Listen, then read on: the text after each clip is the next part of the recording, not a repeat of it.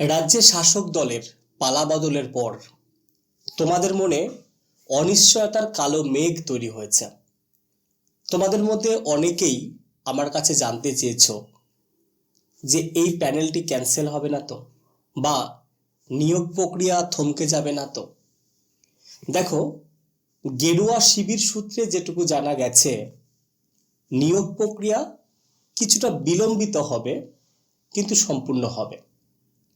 কারণ তোমরা জানো, শাসক দল পরাজিত, নতুন দল সবে এসেছে, তাদের মন্ত্রিসভা গঠন হবে এবং মন্ত্রিসভার প্রথমে মুখ্যমন্ত্রী নির্বাচিত হবেন।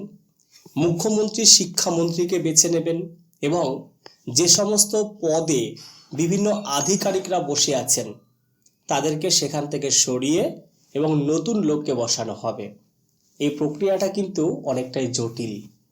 তো এই জটিল প্রক্রিয়ার আবর্তে পড়ে যে নিয়োগ প্রক্রিয়া চলছে, অর্থাৎ ভেরিফিকেশন হয়ে গেছে, কখনো ইন্টারভিউ হয়ে গেছে, এই যে প্রসেসটা, এটা কিছুটা যে বিলম্বিত হবে এটা এক কথায় বলা যেতে পারেই।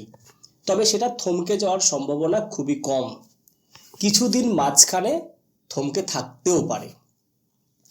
গেরুয়া শিবির সূত্রে যেটুকু জানা গেছে যে এই প্যানেল ক্যান্সেল হওয়ার কোনো রকম সম্ভাবনা নেই, কারণ সবে তারা প্রথমে ক্ষমতায় এসেছে, এখনই চাইবে না প্যানেলটাকে ক্যান্সেল করে দিতে। তবে এ প্রসঙ্গে কিন্তু ত্রিপুরার যে শিক্ষক বাতিল, সেই প্রসঙ্গটাও তারা কিন্তু উত্থাপন করেছে। কি বলেছে? যে তারা তাড়াহুড়ো করে কোনো রকম নিয়োগ করতে চায় না, যাতে ত্রিপুরার মতো শিক্ষক নিয়োগ বাতিল না হয়ে যায়। তারা আগে ভালো করে বুঝে নেবে, যেহেতু নতুন ক্ষমতায় এসেছে, সেই বুঝে নেওয়ার পর তবে শিক্ষক নিয়োগ প্রক্রিয়াটা একটু গতি পাবে। তাহলে বুঝতেই পারছি একটা অনিশ্চয়তা, একটা দোলাচল, এর মধ্য দিয়ে আমাদের কিছুটা সময় যেতেই হবে। এখন নতুন মন্ত্রিসভা শপথ নেক, তারপর আমরা জানতে পারবো কে কোন পদে বসেছে এবং তার পরপরই আমরা নিশ্চয়ই বুঝতেই পারবো যে এই শিক্ষক নিয়োগের গতি প্রকৃতি কী হতে চলেছে। ততদিন পর্যন্ত অপেক্ষা করা ছাড়া আমাদের নতুন কোনো পথ খোলা নেই। তবে সামনে যে নতুন নিয়োগের একটা সম্ভাবনা থাকছে, এটা নিঃসন্দেহে বলাই যায়।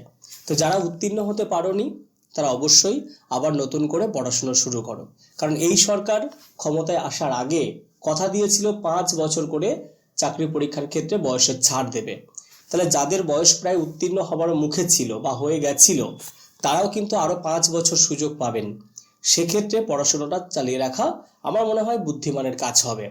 যাই হোক, সেটা প্রত্যেকের ব্যক্তিগত মতামতের ব্যাপার, কে কোন পথে যেতে চাইছে। তবে আসল সত্যিটাকে তুলে ধরলাম। এবার এই বিষয়ে যদি কোনো খবর পাই সেটা তো অবশ্যই তোমাদের সামনে তুলে ধরবো। আজ এইটুকুই, দেখা হচ্ছে অন্য কোনো দিন। ভালো থেকো, সুস্থ থেকো।